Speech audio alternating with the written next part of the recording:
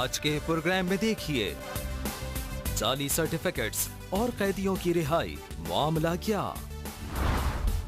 CPEC मंसूबा, सख्त security के लिए क्या है इकदामात? सादिक व अमीन पर बहस, हुक्मरान जमात का मौक़िफ़ क्या? हमें फ़ख्र है अपने पाकिस्तानी होने पर, हमें फ़ख्र है अपने बोल वाला होने पर। टॉप 5 ब्रेकिंग में आपको खुशामदीद। मैं हूँ आयशा सिद्दीकी और मेरे साथ मौजूद है नज़ीर लगारी साहब।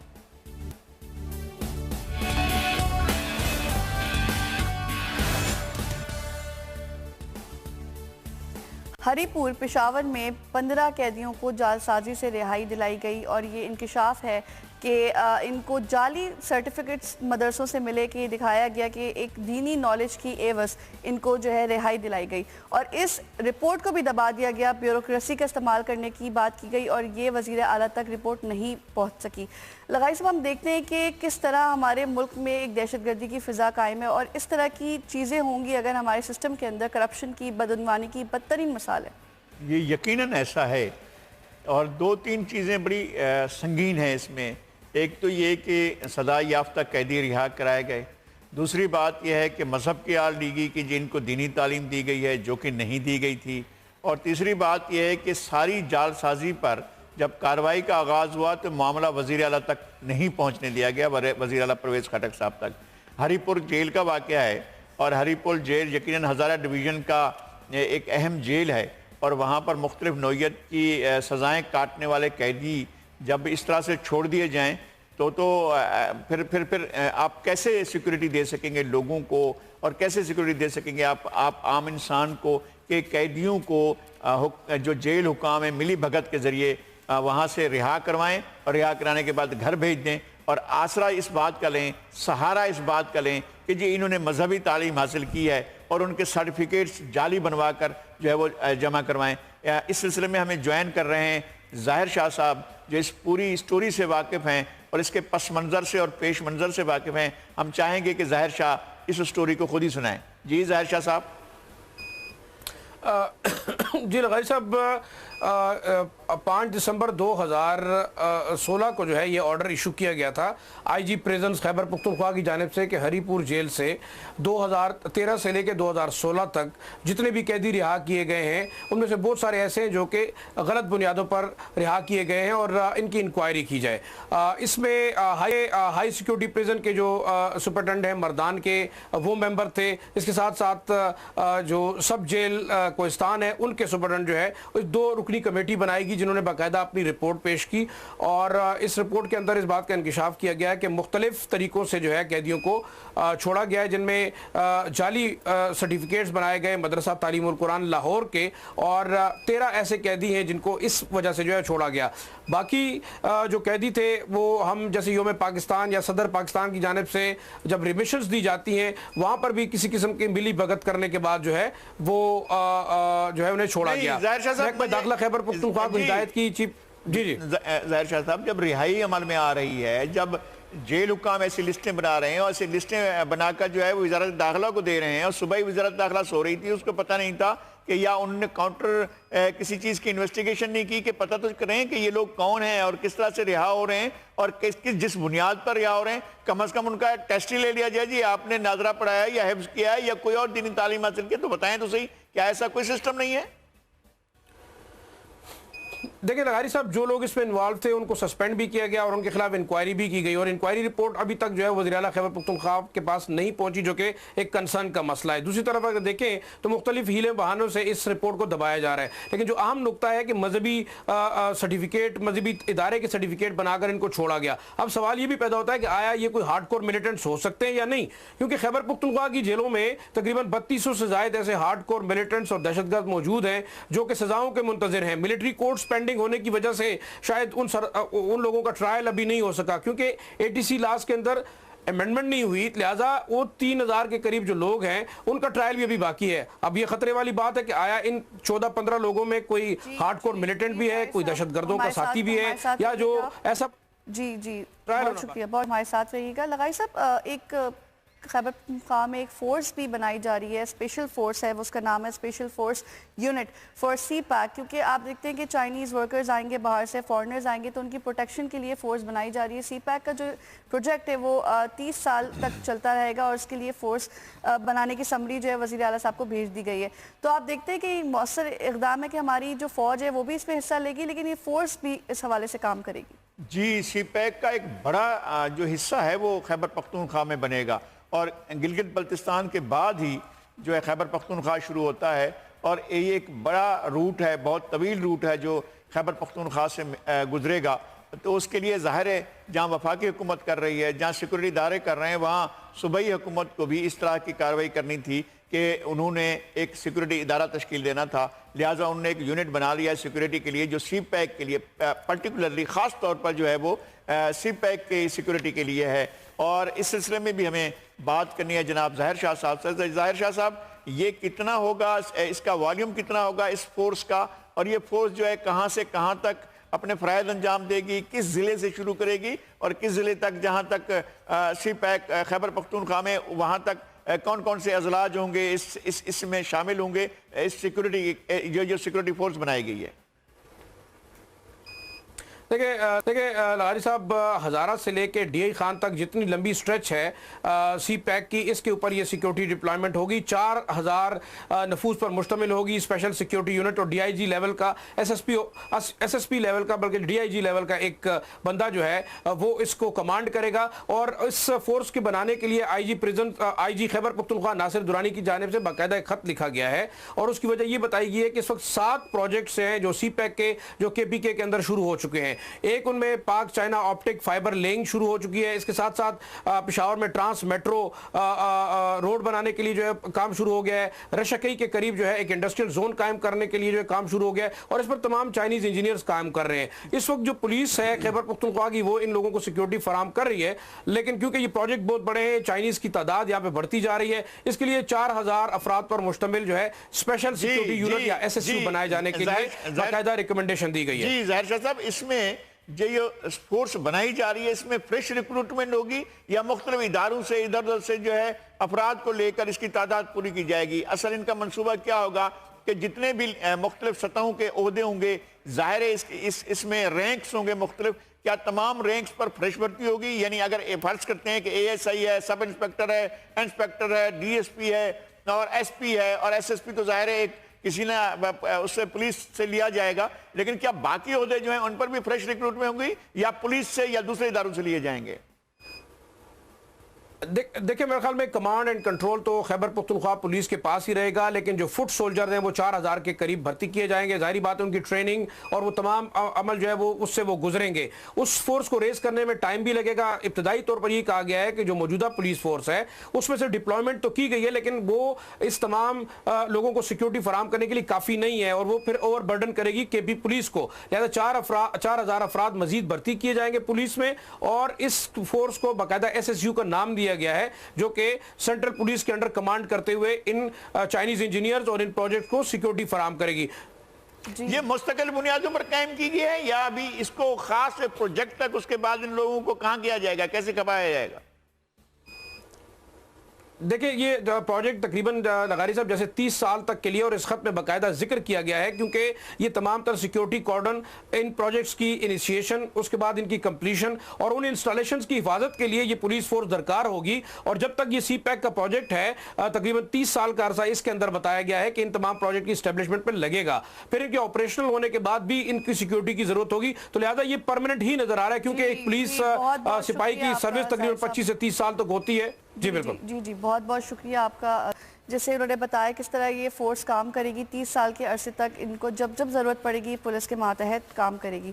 لغائی صاحب آپ دیکھتے ہیں کہ جس طرح لاہور میں خوف کی فضا ہے, پچھلے کچھ دنوں جو دھماکے وہاں پر ہوئے, رینجرز نے سنیپ چیکنگ وہاں پر شروع کر دی ہے. جو بھی مقامات ان کو حساس نظر آتے ہیں وہاں وہ گاڑیاں روک کے چیکنگ بھی کر رہے ہیں. اس سے وہ چاہتے ہیں کہ لاہور میں کوئی ایسا دہشت گرد داخل نہ ہو.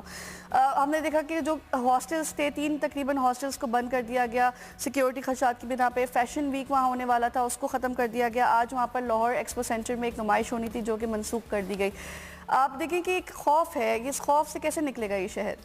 جی دیکھیں, ایک سندھ میں بھی ہوئی ہے اس طرح کی کاروائی، رینجرز نے کی ہے اور اٹانومس باڈی کے طور پر کی ہے، اور اپنے طور پر تمام ان کی کمانڈ اینڈ کنٹرول جو ہے وہ رینجرز کے اعلیٰ افسران کے پاس تھا، میجر جنرل اس کے سربراہ تھے، اور یہاں پر بھی اس طرح کی ایکٹیویٹی ہوئی. کبھی ایسا نہیں ہوا ہے کہ ہاسٹل خالی کرا لیے گئے ہوں، یعنی اس طرح نہیں کہ بعض ہاسٹل ہیں رینجرز کے پاس لیکن وہ ان کے ادارے کے لیے ہیں، ایسا نہیں ہے کہ سیکورٹی کی وجہ سے خالی کرائے گئے ہوں یا اسکول بند کرائے گئے ہوں یا کالج بند کرائے گئے ہوں. ایسا میرے خیال میں کراچی میں تو کبھی بھی ایسا نہیں ہوا، جب کراچی میں آپریشن چل رہا ہے اور پچھلے 3 سال سے چل رہا ہے، اس طرح کے اقدامات نہیں کیے گئے ہیں. اور نہ وہاں پر کوئی نمائش جو ہے یہاں پر وہ کی گئی ہے، ملتوی کی گئی ہے، اور نہ ہی اس طرح کا کہ کوئی جی اگر فیشن شو ہو رہا ہے تو اس کو جو ہے منسوخ کر دیا. اس طرح کی کاروائیاں کراچی میں نہیں، لیکن لاہور میں آپریشن میں چونکہ وہاں پر سویلین جو ہیں وہ اسپیس نہیں دے رہے ہیں سیکورٹی فورسز کو اور خاص طور پر رینجرز کو، اس لیے بدحواسیاں ہو رہی ہیں اور اس طرح کے اقدامات جو ہیں حکومت کی بدحواسی کی جو ہے نشاندہی کرتے ہیں. ہمیں جوائن کر رہے ہیں بابر ڈوگر صاحب. بابر ڈوگر صاحب، لاہور میں اس طرح کے آپ کا پہلا تجربہ ہوگا کہ جناب گاڑیوں کی سنیپ چیکنگ ہو رہی ہے، ہاسٹل بند کرائے جا رہے ہیں، نمائش پر پابندی لگائی جا رہی ہے. آپ کو کیسا لگ رہا ہے؟ یہ آپ کا شہر کا ماحول کیسا بن رہا ہے؟ لگائی صاحب ایون پچھلے ٹینیور میں بھی لاہور ٹارگٹ رہا دہشت گردوں کا. یہاں پر بے تحاشا دہشت گردی کے واقعات ہوئے لیکن اس طرح کبھی نہیں ہوا. اب کل نیشنل کالج آف آرٹ جو ہے ان کے پرنسپل کو بلایا گیا، اس کے بعد ان کو کہا گیا کہ یہاں پہ جو ہے تھریٹس ہیں، اور اس کے بعد ان کا ہاسٹل جو ہے رات کو 9 بجے خالی کرا دیا گیا. بچوں کو کہا گیا کہ آپ جو ہے وہ کہیں اور جا کے رشتہ داروں کے پاس ٹھہرے، اور زبردستی 3 ہاسٹل جو ہے ان کے خالی کرا لیے گئے، جن میں سے 2 بوائز ہاسٹل تھے اور ایک گرلز ہاسٹل تھا. اور ایک منٹ بابر ڈاکٹر صاحب، مجھے یہاں میں آپ سے ایک سوال کرنا چاہوں گا. رات کو 9 بجے جب خالی کرایا جا رہا تھا، جب بچیاں موجود تھیں ہاسٹلز میں، پھر وہ بچیاں 9 بجے کے بعد کہاں گئیں اور کہاں جا کر انہوں نے پناہ لی؟ ہاسٹل ان سے خالی کرائے گئے. لگائی صاحب وہ بیچاری رو رہی تھی، کوئی اپنے ریلیٹیو کو فون کر رہے تھے، کوئی بیچاری اپنے گھر والوں کو بتا رہی تھی کہ اب ہم کیا کریں، کدھر جائیں. کچھ تو گھر والوں نے کہا کہ آپ واپس آ جائیں، کچھ جو تھی اپنے ریلیٹیو کے گھر ٹھہر گئیں، کچھ اپنی سہیلیوں کے گھر ٹھہر گئیں. اب وہ 6 دن کے لیے بند کر دیا گیا اور 6 دن ہاسٹل میں نہیں جا سکتی. اب مجھے رات کو 9 بجے بچیوں کو کہا گیا کہ آپ ہاسٹل جو ہے خالی کر دیں، اور اس کے ساتھ ساتھ یہ کہ کالج کو 6 دن کے لیے بند کر دیا گیا. کل لاہور کے تمام پرائیویٹ اور سرکاری جو سکول تھے وہ کل بند تھے. پنجاب یونیورسٹی ہے اس میں سرچ آپریشن سٹارٹ ہو گیا. ان کے تمام ہاسٹل جو ہے وہاں پر رات کو چھاپے مارے گئے ہیں اور تمام ہاسٹل چیک کیے گئے ہیں. ایک عجیب خوف و ہراس کی جو فضا یہاں پہ پھیلائی جا رہی ہے، ہاسٹل چیک کیے جا رہے ہیں. بچیاں، آپ نے بالکل کہا کہ رات کے ٹائم بچیاں جو ہے وہ جو دوسرے شہروں سے ہیں بلکہ جو NCA سے پاکستان پھر یہ مجھے پوچھنا ہے آپ سے کہ یہ احکامات کس کے تھے؟ صوبائی حکومت کے احکامات تھے یا سیکورٹی فورسز کے احکامات تھے کہ ان کو خالی کرایا جائے؟ جو NCA ہے وہ فیڈرل گورنمنٹ کے انڈر آتا ہے، تو وہ جو پرنسپل ہے ان کو کل فیڈرل گورنمنٹ نے بلایا اور ان سے کہا کہ آپ اپنی بچوں کا ہاسٹل جو خالی کروا لیں. اور جو پنجاب یونیورسٹی میں جو ہاسٹل میں جو ریڈ ہوئی ہے وہ پولیس کی تھی، اس میں پولیس تھی، اس میں رینجرز نہیں تھی. رینجر جو ہے وہ چھاپوں میں حصہ نہیں لے رہی. رینجر جو ہے صرف لاہور کے انٹری پوائنٹ جو ہے ایگزٹ پوائنٹس ہیں وہاں پر کھڑے ہوئے ہیں، وہاں پر وہ سنائپ چیکنگ کر رہے ہیں جو لوگ آ رہے ہیں جو باہر جا رہے ہیں. لیکن جتنی ریڈز ہو رہی ہیں یہ صرف پولیس کر رہی ہے.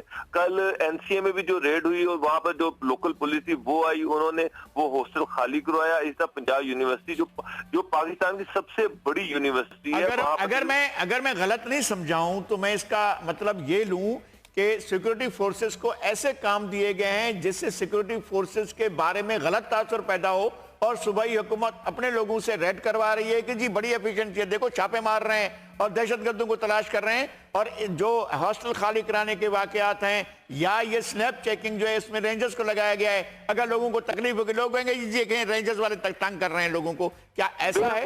بالکل ایسا ہی ہے. لوگوں کو جو جہاں پہ لوگوں کو پریشان کروانا ہے یا ڈسٹرب کروانا ہے تاکہ یہ ایک پرسیپشن تھا کہ رینجرز آئے گی تو امن ہوگا اور یہ جو پولیس کی ریڈز ہو رہی ہیں اس سے جان چھٹے گی.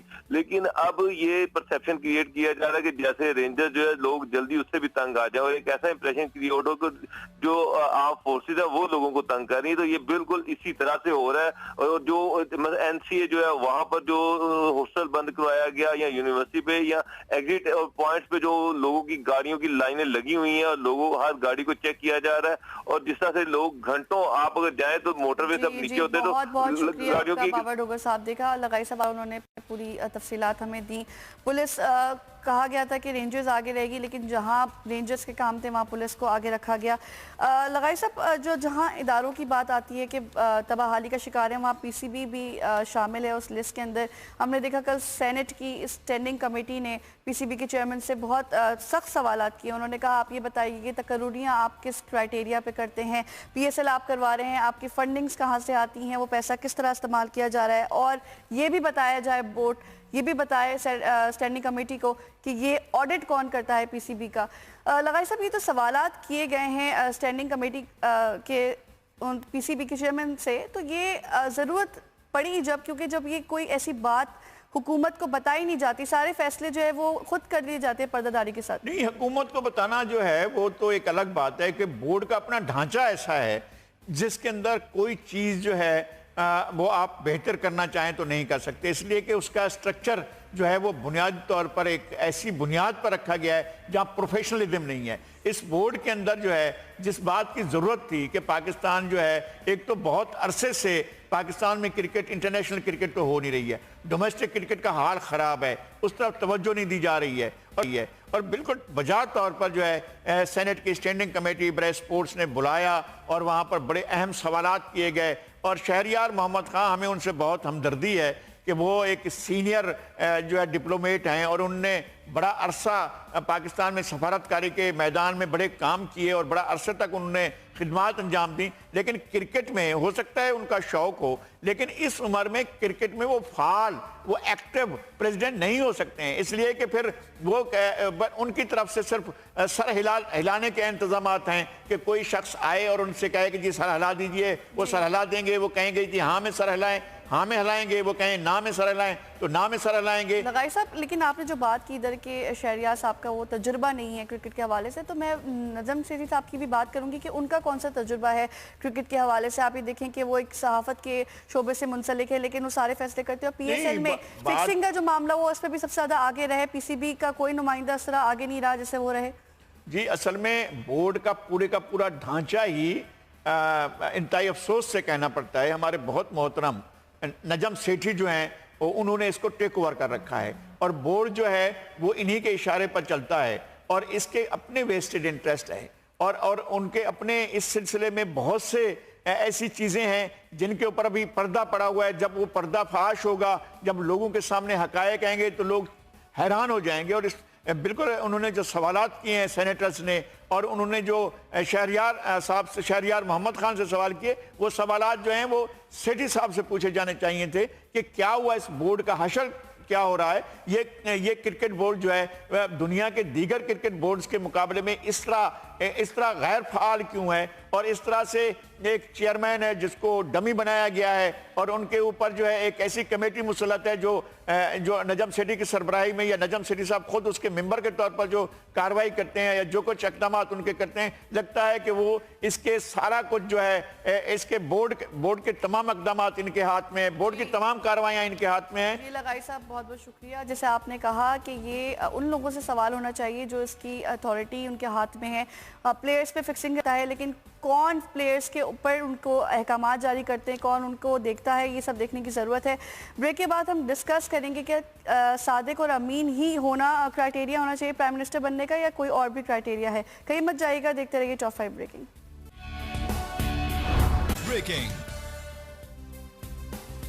Welcome back. अब बात करते हैं आज की टॉप ब्रेकिंग स्टोरी पर।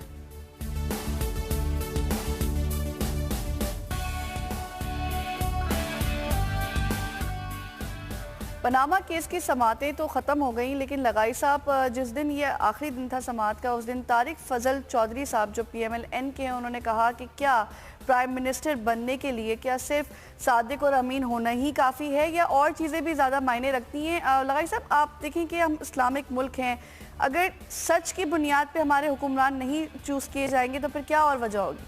یہ کسی بھی قسم کا ملک ہو، کسی بھی قسم کا نظریہ ہو، کسی بھی قسم کا طرز حکومت ہو، اس میں یہ بات تو اس پر تو سوال نہیں اٹھایا جا سکتا کہ ایماندار ہونا چاہیے اور سچ بولنے والا ہونا چاہیے. کوئی سسٹم اس بات کو الاؤ نہیں کرے گا کہ اگر کوئی جھوٹا ہے اور اگر کوئی ایماندار نہیں ہے اور امانت دار نہیں ہے تو کسی ملک کی سربراہی یا کسی ادارے کی سربراہی کسی چھوٹی سے چھوٹی پوسٹ پر بھی فائز رہنے کے قابل ہو.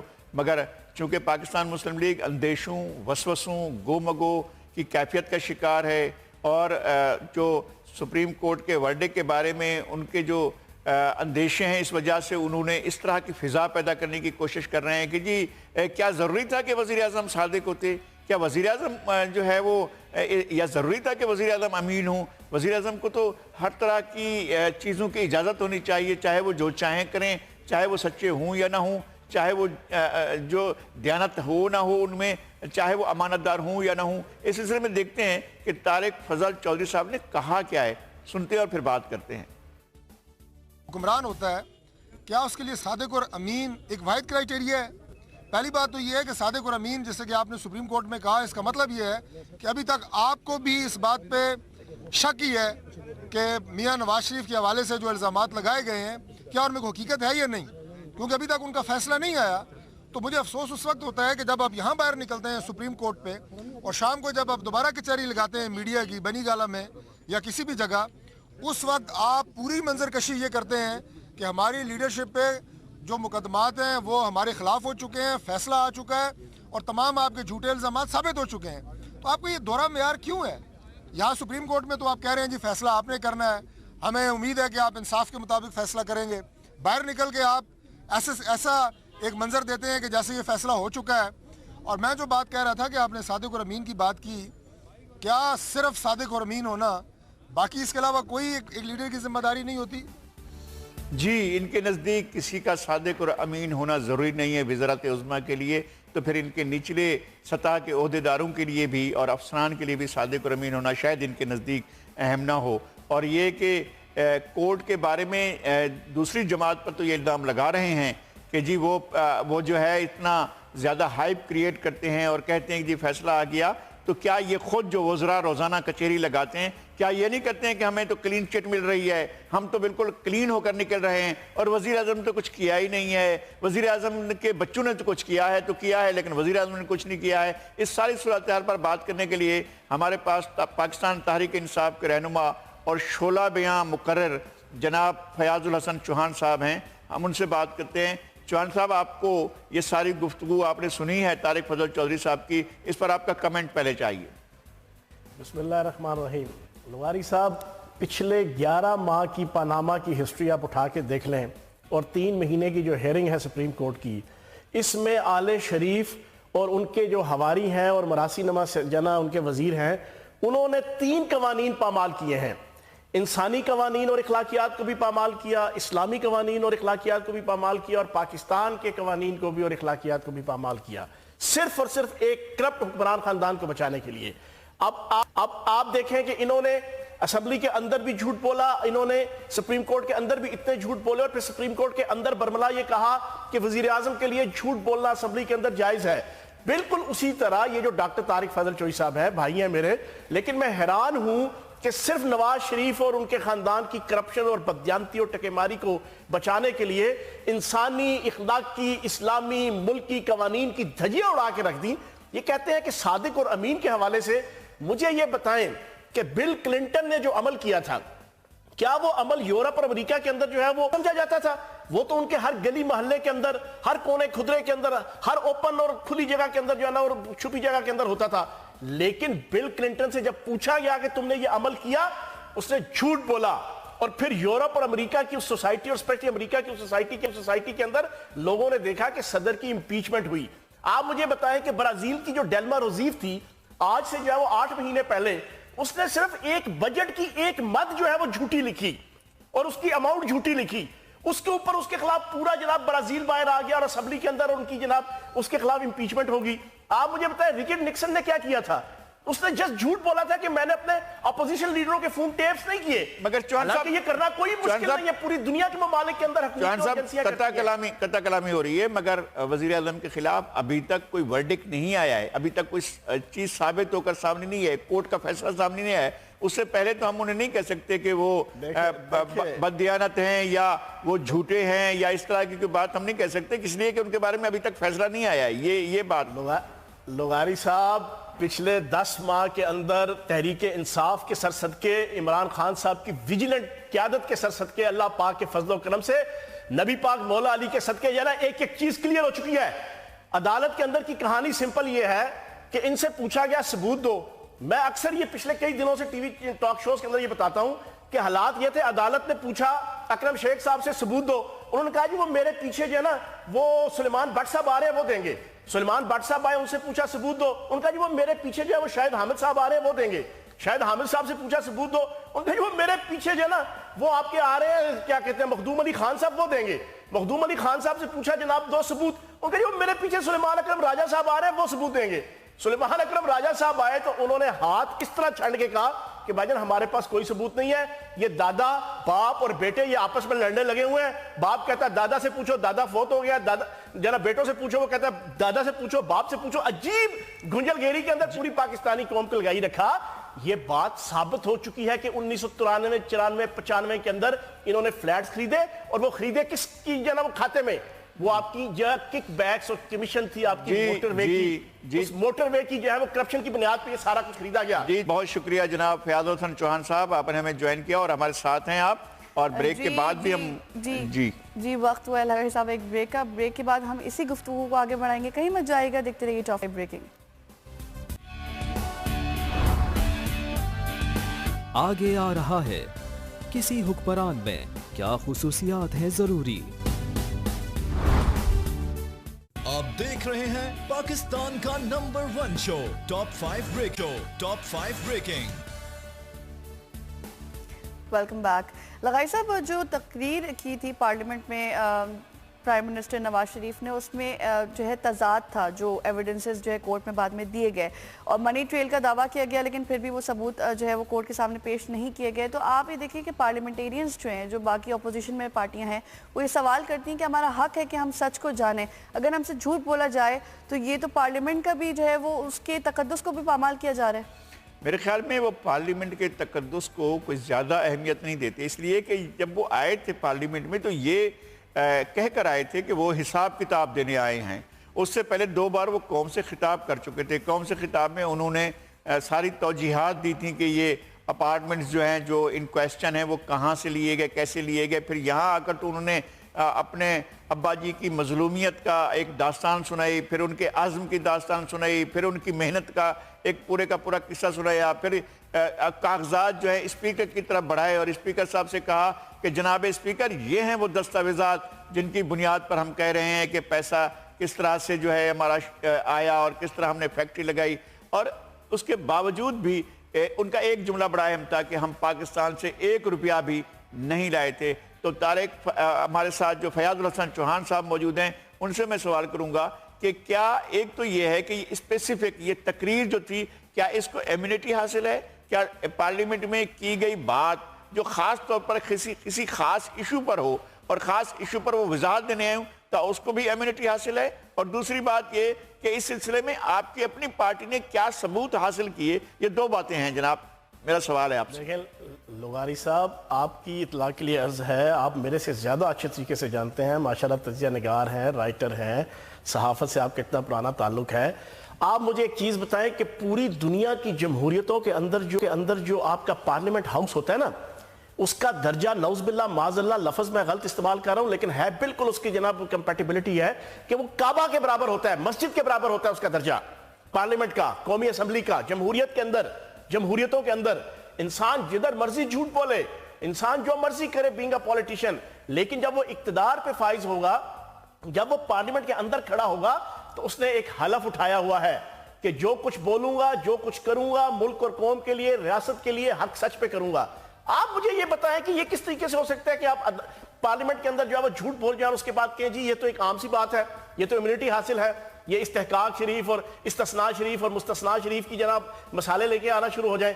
جناب والا دنیا کی کسی بھی معاشرے کے اندر جمہوری معاشرہ تو دور کی بات, آپ کے کسی آمریت اور ڈکٹیٹرشپ اور اشرافیہ کے جو ہے وہ کسی سوسائٹی اور کسی جناب طرز سیاست کے اندر بھی جو ہے نا وہ حکمران اگر پبلکلی جو ہے وہ تقریر کرتے ہوئے جھوٹ بولے تو لوگ اس کی طرف انگلی اٹھاتے ہیں اور اس سے مطالبہ کرتے ہیں کہ بھائی تمہارا اب حق اور تمہارا رائٹ نہیں ہے کہ چوہان صاحب کے اوپر اقتدار کے اس تخت کے اوپر فائز ہو. چوہان صاحب میرا اسی میں ایک سوال تھا کہ اس سلسلے میں آپ نے بھی کوئی دستاویزات جمع کرائی ہوں گی, ان میں سے کون سی چیزیں ہیں جو ثابت کرتی ہیں کہ انہوں نے واقعی یہ جو ہے ان کی نہ منی ٹریل ہے یا نہ یہ جتنے بھی ہیں ان کے اپارٹمنٹس ان کے اپنے ہیں, اس ساری صورتحال میں جو آپ نے دستاویزات جمع کرائی ہیں ان کی تفصیلات بھی بتائیں گے؟ آپ کو بتا دیتا ہوں لغاری صاحب, ہم نے ان کی کرپشن کے جو 55 سے زیادہ ثبوت ہم نے ان کے جناب عدالت کے اندر جمع کرائے ہیں. ہم نے جناب ICIG کے جناب ڈاکومنٹس ان کے پرووائڈ کر کے ان کے حوالے کر دی عدالت کے. ہم نے BVI, ٹھیک ہے نا جی, اس کی جو FIA ہے فائنینشیل انویسٹیگیٹو ایجنسی جو ہے نا جو انگلینڈ کی, ہم نے اس کے ای میلز اور ڈاکومنٹس کے جس کے اوپر بالکل کلیئر کٹ ہے کہ مریم نواز صاحبہ جنا نیسکال اور نیلسن کی جنا اور منروا کی جنا بینیفیشری آنر ہیں, ہم نے وہ ثبوت دے دیے. لیکن ان سارے ثبوتوں کو آپ چھوڑ دیں, میں ایک نکتے کی بات آپ کے سامنے کر دیتا ہوں. پاکستان کے موجودہ نیب آرڈیننس کا آرٹیکل 14 ہے, دوبارہ دہرا دیتا ہوں پاکستانی عوام کی جنا سمجھ کے لیے. ہمارے پاکستان میں رائج الوقت نیب کے آرڈیننس کا, نیب کے قانون کا سیکشن 14 ہے, جس کے مطابق اگر کسی کے اوپر الزام لگتا ہے, چاہے جھوٹا ہے چاہے سچا ہے, اور الزام لگتا ہے انلیگل پراپرٹی کا, تو اس پاکستانی کے اوپر بارے ثبوت ہے کہ وہ نیب کی عدالت کے سامنے اور نیب کی جناب انویسٹیگیٹو ایجنسی کے سامنے اپنا اس الزام کو جو ہے وہ ریکٹیفائی کروائے کہ یہ پراپرٹی اس کی ہے کہ نہیں ہے. یہ ہمارے اس ملک کا قانون ہے. اس کیس کے اندر تو انہوں نے خود مان لیا کہ یہ چاروں پراپرٹیز ان کی ہیں. اب تو ان کا 100% بارے ثبوت تھا. بارے ثبوت کی اس لیے میں نے جی میرا آپ سے ایک سوال یہ ہوگا کہ آپ نے کہا کہ جب اقتدار میں کوئی نہیں آتا تو جہاں چاہے جھوٹ بولے, لیکن اقتدار پہ جب آتا ہے تو وہ باؤنڈ ہو جاتا ہے کہ اس کو سچ کا اور ایمانداری کی بات کرنی ہے. ہم دیکھتے رہے کہ نون لیگ کے جو لیڈران ہیں وہ پہلے بھی دوسری گورنمنٹ سے خلاف بات کرتے رہے کہ ہم ان کے خلاف کارروائی کریں گے, وہ جھوٹے ہیں, پیسہ واپس لے کے آئیں, لیکن جب وہ اقتدار میں آتے تو وہی کام کرتے ہیں. تو آپ نہیں سمجھتے کہ ہمارا جو یہ الیکٹوریل سسٹم ہے اس میں شدید اصلاحات کی ضرورت ہے کہ ایسا کون بن جاتا ہے حکمران جو پہلے کچھ اور بات کرتا ہے بعد میں کچھ اور بات کرتا ہے عوام سے؟ دیکھیں عمران خان صاحب اور PTI پچھلے کئی سالوں سے یہ کہہ رہے ہیں کہ ہمارے حکمرانوں نے اس ملک کے سارے اداروں کو بیڑا غرق اور ستیہ ناش پھیر دیا ان کا, اور اس بات کو انڈوس کر دیا. پچھلے 3 ماہ کی ہیرنگ میں سپریم کورٹ کے ججز نے اپنے منہ سے یہ کہا کہ پاکستان کے ادارے فیل ہو چکے ہیں. عمران خان صاحب کی بات کو انڈوس کیا. جب ادارے فیل ہو جائیں گے تو پھر حکمرانوں کا یہی رویہ نظر آئے گا کہ اپنے مخالف کے لیے تو وہ قانون لے آتے ہیں, لیکن اپنے اوپر قانون نافذ کرنے کے حوالے سے وہ ہیزیٹیٹ بھی کریں گے اور اس کے رستے کے اندر رکاوٹیں بھی کھڑی کریں گے, اور پھر اپنے مراسی نما حواریوں اور وزیروں کے ذریعے سے اس قانون کا مذاق بھی اڑوائیں گے. حقیقت تو یہ بنتی ہے کہ اس وقت نواز شریف صاحب کو خود اخلاقی طور پہ جو ہے وہ سٹیپ بیک کر دینا چاہیے, سٹیپ ڈاؤن کر دینا چاہیے, اور وزارت سے استعفیٰ دے کے اپنے ہی پارٹی کے کسی بندے کو جو ہے وہ وزیر اعظم بنا دیں اور 5 سال پورے کریں, اور یہ جمہوریت صاف ستھری بھی ہو جائے گی, جمہوریت کے اندر اچھی روایات بھی پاکستان کی جمہوریت میں آ جائیں گی, اور یہ ملک بھی ترقی. ایک بات یہ میں پوچھنا چاہ رہا تھا کہ آئین کے کسی آرٹیکل کو کوئسچن کرنا اگر حکومت کرتی ہے, چوہان صاحب میں یہ عرض کر رہا تھا کہ اگر حکومت یا حکومت کا کوئی وزیر آئین کے کسی آرٹیکل کو کوئسچن کرتا ہے تو اس کا کیا مطلب لیا جائے کہ وہ آئین کو مان نہیں رہا ہے, آئین کو وائلیٹ کر رہا ہے یا آئین کی خلاف ورزی کر رہا ہے؟ آبویسلی جو نا میں ایک لفظ یوز کرتا ہوں کہ ایک موروثیت کی سیاست ہے پاکستان کے اندر, ایک میراثیت کی سیاست ہے. میراثیت کی سیاست یہ ہوتی ہے کہ اپنے لیڈر کو اور اپنے حکمران کو بچانے کے لیے آپ ہر قسم کے قانون کو چیلنج کر دیں, ملک کے قانون کو, دین کے قانون کو, مذہب کے قانون کو, انسانیت کے قانون کو, ہر ایک کو چیلنج کر دیں صرف اپنا لیڈر اور اپنا حکمران بچانے کے لیے. تو یہی تو میراثیت ہے اور یہی موروثیت ہے کہ پورے کا پورا ٹبر جو نا, اب آپ دیکھیں ترکی کے اندر پوتا بھی گیا ہوا ہے, پوتی بھی گئی ہوئی ہے نواز شریف صاحب. شکریہ آپ کا ہمارے اگلے سیگمنٹ تک. بریک کا وقت ہوا ہے, بریک کے بعد ہم اہم نکات پر نظر ڈالیں گے, کہیں مت جائے گا, دیکھتے رہیے ٹاپ 5 بریکنگ. صادق و امین کی تعریف پر اہم نکات جانیے بریک کے بعد. آپ دیکھ رہے ہیں پاکستان کا نمبر 1 شو. جی 62-63 کے حساب سے ہم نے بہت تفصیلی گفتگو کی. ہمارے ساتھ فیاض الحسن صاحب موجود ہیں. چوہان صاحب آپ نے کافی ڈیٹیل بات کی اس حوالے سے. اب ہم چاہتے ہیں کہ آپ کچھ تجاویز ہوں جو آپ دینا چاہتے ہوں کہ کیا ہونا چاہیے, کیا صادق اور امین کی جو یہ شک ہے اس کے بارے میں آپ کے کیا ہوں گے اہم 5 نکات؟ دیکھیں بات یہ ہے کہ صادق اور امین کی جو ہے نا وہ ایک امپلیکیشن موجود ہے. اس کی میں یہ سمجھتا ہوں کہ جب تک عدالتیں, پہلی میری پروپوزل یہ ہے کہ پاکستان کی عدالتوں کو اس کے اوپر پراپر رول پلے کرتے ہوئے پراپر ڈیسیژنز دینے ہوں گے ریگولر, جس کی وجہ سے یہ پھر روایت چلے گی کہ کوئی جھوٹا اور کوئی بددیانت شخص جو ہے وہ پاکستان کی اعلیٰ جنا تاج و تخت کے اوپر نہ بیٹھ سکے اور اعلیٰ عہدوں پہ نہ بیٹھ سکے. دوسری چیز, پاکستان کے اداروں کو جو ہے وہ غیر جانبدار اور با اختیار کرنا پڑے گا اور باوقار کرنا پڑے گا. ٹھیک ہے نا جی. یہ جب تک نہیں ہوں گے اس وقت تک جو ہے وہ پاکستان کے اندر سیاستدان, حکمران, بیوروکریسی اور جو ہے وہ اعلیٰ عہدوں پہ فائز جو ہے نا وہ لوگ وہ اس وقت تک ہیزیٹیٹ نہیں کریں گے جھوٹ بولنے سے اور بددیانتی کرنے سے. اسی طریقے سے پاکستان کی پولیٹیکل پارٹیز کے اندر بھی اس روایت کو لانا پڑے گا. تیسرا نقطہ میرا یہ ہے کہ وہ بھی ایسے لوگوں کو اپنے اعلیٰ عہدوں پہ فائز کریں, ایسے لوگوں کو آگے لے کے آئیں کہ جن کے اندر ان 2 چیزوں کے حوالے سے ایک ڈگنیٹی ہو, ان کی کمپیٹنسی ہو, ان کی پروفیشنسی ہو. اور چوتھی چیز یہ ہے کہ پاکستان کی عوام کو بھی یہ سوچنا پڑے گا کہ جب وہ ووٹ دینے لگے تو پارٹی کے حوالے سے بھی دیکھیں کہ پارٹی کا لیڈر اور پارٹی کا ٹوٹل ایٹماسفیئر جو ہے نا, اجتماعی ایٹماسفیئر, کلیکٹیو ایٹماسفیئر جو ہے وہ ان 2 نکات کے حوالے سے کتنا فیزیبل ہے, اور پھر اس کینڈیڈیٹ کے حوالے سے بھی جو وہاں پہ پارٹی کا کینڈیڈیٹ ہے اس کی اپنی شخصیت, اس کی اپنی پرسنالٹی ان 2 خوبیوں کے حوالے سے کتنی افیکٹو ہے. یہ چیزیں ہیں, کم از کم 4 چیزیں میں سمجھتا ہوں کہ میں نے آپ کے سامنے رکھی ہیں. یہ اگر آپ کریں گے تو میں یہ سمجھتا ہوں کہ پاکستان کے اندر ایک اچھی روایت پیدا ہوگی اس دیانتداری کے حوالے سے, سچ بولنے کے حوالے سے ہماری لیڈرشپ میں. اور ایک چیز آخری میں آپ کے سامنے رکھ دوں, پاکستان کے اندر نہ وسائل کی کمی ہے, پاکستان کے اندر نہ موسموں کی کمی ہے, پاکستان کے اندر نہ معدنیات کی کمی ہے, پاکستان کے اندر نہ مین پاور کی کمی ہے. پاکستان کے اندر اللہ پاک نے ہر چیز دی ہوئی ہے. اگر نہیں دی ہوئی تو صادق اور امین لیڈرشپ نہیں دی ہوئی. اگر یہ صادق اور فیاض چوہان صاحب بہت شکریہ آپ کا, اہم نکات سنے.